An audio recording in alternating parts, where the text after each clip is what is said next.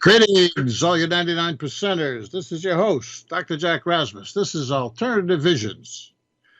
All right, today we're going to talk about what's going on right now, and that is what's really happening with this fiscal stimulus negotiations. I mean, it's becoming a circus, isn't it? You know, let's talk about what's happened the past week, what may be happening today. But I also want to go back and put it in a little bit of a historical perspective here. We need to understand what's been going on since July, August. And even more so before that, going back to the CARES Act. It's all one event, really. But we'll start with the present, and we'll move our way backwards. And then I want to conclude a little bit on the show, what time is left, on how bad the U.S. economy really is. You're going to hear a lot of hype about GDP in another week as the preliminary numbers come out for third quarter GDP. But GDP is not a good indicator, and I'll explain why, about what's really going on in this economy. So at the end of the show, I do want to give you an outlook about what's really happening with jobs, with business closures, with evictions, with certain industries that are really, really in a deep depression. Certain industries are worse than they were in the 1930s, and they're not coming out of it, you see. Do we have a W shape, a V shape, a K shape? What the hell is that? All right, so we'll finish up the show talking about the real economic scenario. But before that, I want to talk about the solution to dealing with the economic scenario, which is a fiscal stimulus, which, of course, we don't have. The CARES Act in March was not a fiscal stimulus. It was a fiscal mitigation. And even that was not fully used because of the way it was composed. I'll explain what that is. And since July, the House has been bickering, Pelosi, Schumer, been bickering with the Trump administration to try to get a real fiscal stimulus bill that would be needed, not just to put a floor under the collapse, which was what the CARES Act was last March. And that was played out, by July. That was gone. And it did help. It did help. I mean, as bad as the second quarter was, it would have been much, much worse without the CARES Act. At least the part of the CARES Act that provided unemployment insurance, checks, bailout of small businesses, some of them, it would have been much worse.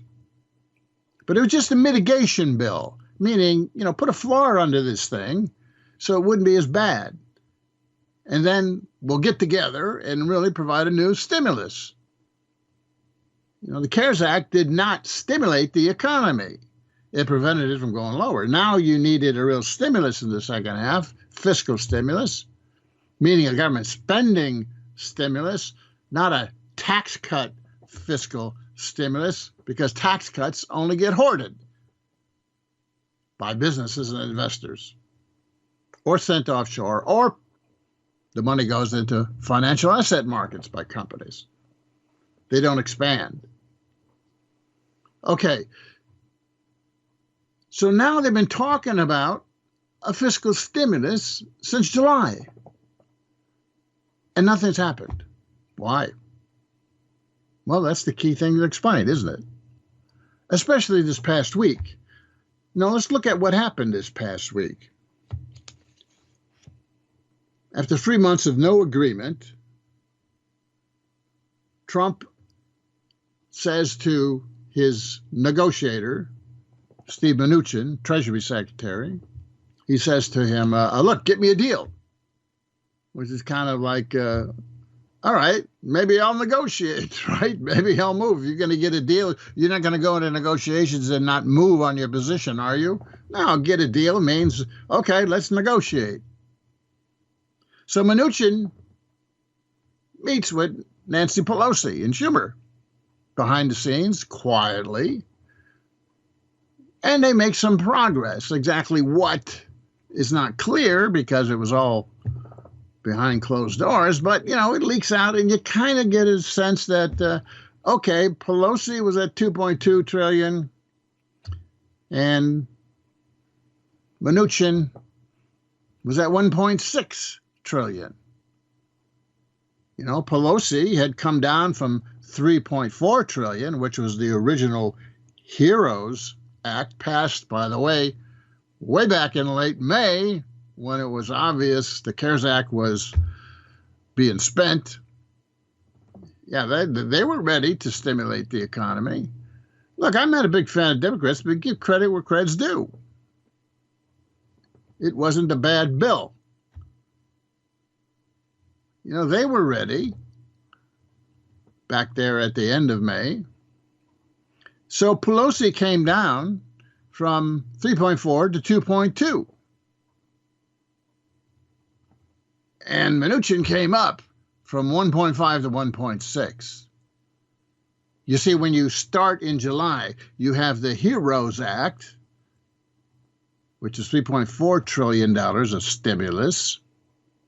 And you have the Senate's version that the Senate threw out called the HEALS Act, H-E-A-L-S, HEALS Act. All right? And that was about $1 trillion. But it was clear in July that McConnell couldn't deliver even the $1 trillion, because once he proposed it in the HEALS Act, he had a insurrection of his right wing. Rand Paul led insurrection among the Senate Republicans, saying, no, we can't agree to $1 trillion because, $1 trillion is going to ruin the budget deficit. Same guys didn't say anything about the $4.5 trillion tax cut messing up the budget deficit back in 2018, Trump's tax cut. Oh, they didn't say anything about it then. Or they don't say anything about the hundreds of billions of dollars of extra spending, on defense and war. Oh, they don't. That's okay. But when it comes to trying to bail out, families and workers and small businesses, oh, it's too much, it's going to ruin the deficit, right? So he had an insurrection back in July. And McConnell knew he couldn't get anything passed, right? Let alone a HEROES bill of 3.4 trillion, right? He knew that. And he backed off. McConnell backed off. And threw the hot potato, into the hands of the administration. And Mnuchin said, you guys do it. Full knowing that he would never be able to deliver for the rest of this year. McConnell. Anything reasonable in terms of a stimulus bill. He knew that. So the HEALS Act versus the HEROES Act in July was where the both parties negotiating were. Now, what's happened this past week is that Trump tells Mnuchin, go negotiate something, full knowing that he can't get it through the Senate, but he looks bad, Trump, if he doesn't propose something in an election last month to the American people. He looks like he's holding it up. So he tells Mnuchin, go do it. Then he goes into the hospital, which is another story, was that theater or what the hell was that? Okay, so he goes into the hospital and Mnuchin and Pelosi negotiate. Mnuchin goes up to 1.6 trillion, and Nancy, who's at 2.2 trillion now, because she dropped back in August from 3.4 to 2.2, by the way. We'll talk about that. We'll backtrack on that. But as of last week, the Democrats are at 2.2 trillion. Republicans, or Mnuchin, at 1.6 trillion. Okay, so there's 600 billion apart, Okay, I think the magic number is 2 trillion or 1.9 to get a deal between Mnuchin and Pelosi. But remember, you got to get through the Senate, which wasn't even willing to go for 1 trillion. Okay, so Trump's in the hospital and the parties negotiate 2.2 to 1.6. Trump comes out of the hospital pissed off. Oh, I don't like it. You come up and, we're still too far apart and so forth. I'm breaking off negotiations. He announces no deal, no negotiations until after November. Whoa, bad political move. I'm sure White House phones were ringing off the wall. Complaints from chambers of commerce, airline CEOs, Business Roundtable, and all the rest saying, what the hell you doing, Donald? We need a stimulus now. If we don't get a stimulus, can't you see what's happening to your stock market? It's wobbling. Every time it looks like there's negotiations, it goes up. Every time it looks like there isn't, it goes down. Clearly, the markets are keying on the stimulus. Oh, so then Trump reverses himself again, a second time, and says, I want a stimulus bill. I want a comprehensive bill. Before he said that yesterday, I think it was, before he said that, his position was, after all these business calls come in, his position was, okay, Nancy Pelosi, let's negotiate item by item. After he says no deal until after November, then he comes back over the weekend and he says item by item. Let's negotiate item by item. Well, that's a fool's move. What that means is let's have a bill for the airlines, and let's have a bill for $1,200 checks, and let's have a bill for small businesses. Give me separate bills, Nancy, and I'll consider them. Well, all that means is he's just going to cherry pick the ones he wants and throw out the ones he doesn't want. I mean, even the Democrats can see through that one. And of course, Pelosi said, no, we're not going to do that. And the airlines started laying off workers, right? Putting pressure. Yeah. So he couldn't get her to negotiate item by item. So yesterday, last night, I think it was, he says, okay, I'm for a comprehensive bill now. Steve, go back in and negotiate with Nancy here on a comprehensive bill. And the latest I heard this morning was Mnuchin raised his offer to 1.8 trillion from 1.6. And Nancy, intimated here a couple of days ago that my 2.2 is really 2 trillion. So where are they at? Where are the negotiators at? They're at 1.8 Mnuchin, really 2.0 Pelosi, 2 trillion. Which is where Pelosi was back in August, you see. If they agree on 2 trillion, they could have had that 2 trillion deal in August. But in August, Trump scuttled the negotiations.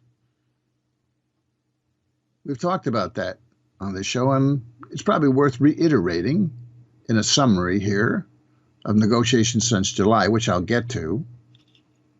But then he scuttled it again here last week, right? When he said, nah, nothing until after November. Twice he's intervened and scuttled it. And twice he backs off. I mean, how could you trust a negotiator in a guy like that, right? Because that's the way he negotiates, you see. That's Trump's business modus operandi. In other words, you sit down, you give all glowing accounts of how much you like the other guy. You sit down in negotiations. You make unreasonable demands after you signal you're willing to agree. And then you break off negotiations when the other side made a significant offer and you don't do it, you break off negotiations, you walk away, and you wait until they ask you to come back, and you come back, and then you start negotiating over again and repeat. Do it again and again. Well, that's bad faith bargaining. You know, I negotiated a lot of contracts when I was in the unions, and if somebody had done that to me, I would have walked out of there, you know, told the workers to go on strike, and now let's negotiate. Okay, Democrats don't do it that way, but that's how Trump gets away with that shit. Right? That's the way he negotiates. On again, off again, on again and off again. Well, I wouldn't trust him. So anyway, today we're back at 1.8 for the Republicans and 2.2, really 2.0 for the Democrats. They're only $200 billion apart. They could easily agree on 1.9, and then both of them lie, one saying, oh, it's really 2.0, and the other saying it's really 1.8. You know, that's how that's done. They could do that. In other words, there's a tentative agreement there. But they won't get it, at least not right away. And not really. I mean, the odds are against a deal, even that close. Why? Don't forget the situation in the Senate. McConnell can't deliver, and he's not going to sit on his right wing, Rand Paul right wing in the Senate, this close to the election and force them into an agreement. He's not going to do it. The thing's going to die in the Senate,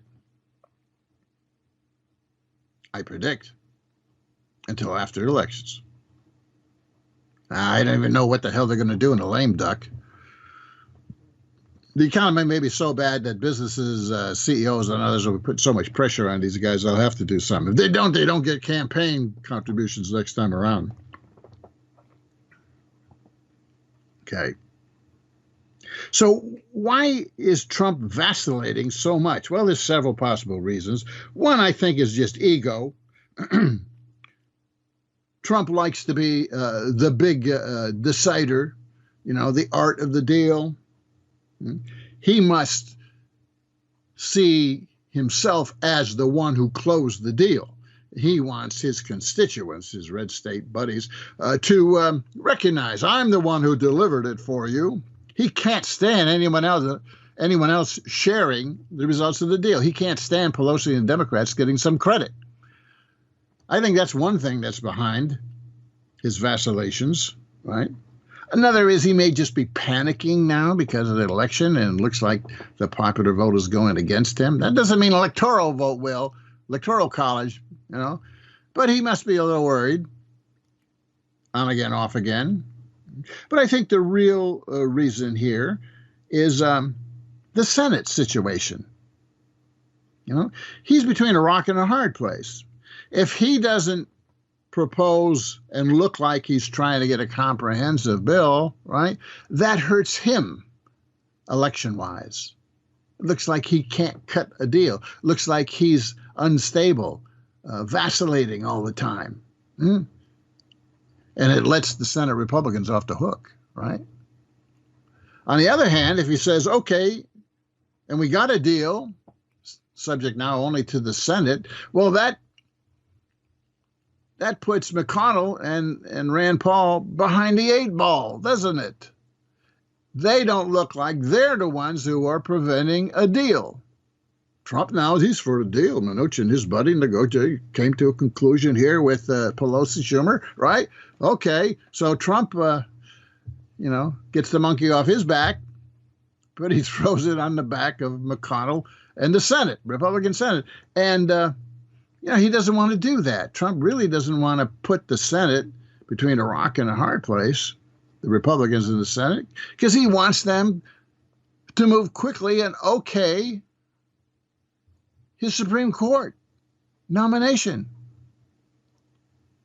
before the election, which is critical to his plan B. So he's got a dilemma, doesn't he? He looks like he's the one who can't deliver, which hurts him. Or the Senate, Republicans look like they're the ones who can't deliver, which hurts him too. Who knows? The revolt, or just the stalling. If this bill gets in, comprehensive fiscal bill gets in the Senate and they go round and round and round, it makes it harder to bring up the vote for the nomination of Amy Barrett, right? His Supreme Court pick. Oh, I'm sure somehow McConnell could squeeze it in because he's just railroading the whole damn thing. But it'll be difficult, right? But who's got the monkey on their back? Trump or McConnell in this whole thing? McConnell's been able to avoid it all since July, when it was pretty clear, his Rand Paul faction was mutinying here on him. He couldn't get it, so he threw the hot potato back into the administration. That was in July. Oh, well, what happened in August? Well, once again, Mnuchin and Pelosi were negotiating towards an agreement. They are only $500 billion apart. Pelosi had reduced her position by over $1 trillion from $3.4 trillion in the Heroes Bill to $2 trillion. She put that on the table. And that's when Trump walked out. He got his guy Meadows, Mark Meadows, who had taken over the lead of the negotiations from Mnuchin, stomped out. Didn't make a counteroffer after he signaled to Pelosi, oh, we have an agreement probably if you'll come down to $2 trillion. So Pelosi comes down to $2 trillion, gets sandbagged, as we call it in negotiations, gets sandbagged. And Republican Trump Meadows walk out on her. Whoa, you do that to me once. Boy, am I going to trust you? No. So that's where they were in August, you see. $2 trillion and $1.5 trillion. They could have got the difference.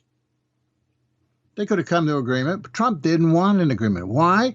Because that would have meant that the Democrats were sharing, the kudos here for getting a deal. He doesn't want them to share it. He wants to be the one that delivers to everybody. Oh, I cut the deal, right? That's why he took it out of the hands of Mnuchin Pelosi. And what did he do? Immediately after he scuttled that agreement, immediately after, he announces his 4 executive orders, those phony 4, as I call them. What were they? Oh, well, one was we're going to give $300 more a week supplemental unemployment benefits. We were giving $600 a week, you see.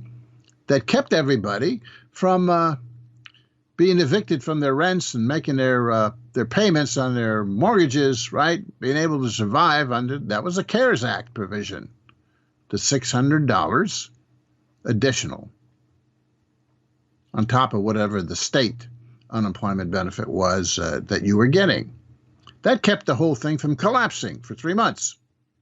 Oh, but that ran out at the end of July.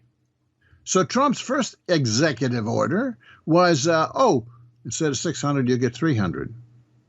Now, he did that unilaterally, you see, without congressional agreement. And according to the Constitution, these money bills have to be agreed to by the House of Representatives. That's what the Constitution says. Yeah. Well, he just unilaterally ran roughshod over that constitutional provision and said, oh, I'm going to provide $300. And where was he going to get it? Well, Congress didn't authorize it. He was going to take it from another pot called the Disaster Relief Fund that had about 50-some billion in it for the hurricanes and the fires. And by the way, boy, we got the hurricanes. We ran out of names, didn't we? We ran out of the alphabet. Now we're using the Greek alphabet. There's so many of them coming. Climate warming. And then the western fires, not just California, but everywhere across the West. Yeah. Well, the relief fund was supposed to be for that. He took it. He took the money off the relief fund to give $300, half of the $600, checks to the unemployed. but only in those states where the states would agree to throw in another $100 themselves. And not all states were doing that because most of them were broke in terms of their unemployment fund. But anyway, some people started getting that, but it ran out after 6 weeks, you see. So by the end of September, that was gone. You know, the disaster relief fund had been bled dry. Another constitutional challenge here to the House. You know, he did the same thing with his wall, took money out of, one pot, put it in another pot to build his wall. He's been violating the Constitution in terms of that spending authorization here for the last couple of years. Well, I mean, the Constitution doesn't mean anything to this guy. So, you know, that executive order, $300, that's dissipated, that's gone. No effect on the economy. No effect. No stimulus effect. By the way, it wasn't a stimulus because when you took out the $600 extra a month, you took out $65 billion out of the economy, not counting the multiplier effect. You know, money put into the economy, government spending gets spent more than once. That's what economists call the multiplier effect, which is about 2, multiplier of 2 when you talk about unemployment benefits spending. So he took out $130 billion out of the economy when the $600 from the CARES Act was allowed to expire. Oh, and he put $300 back in some states. Right, so, you know, about $100 billion net here taken out of the economy in August, $100 billion taken out of the economy, well, more of it probably in September.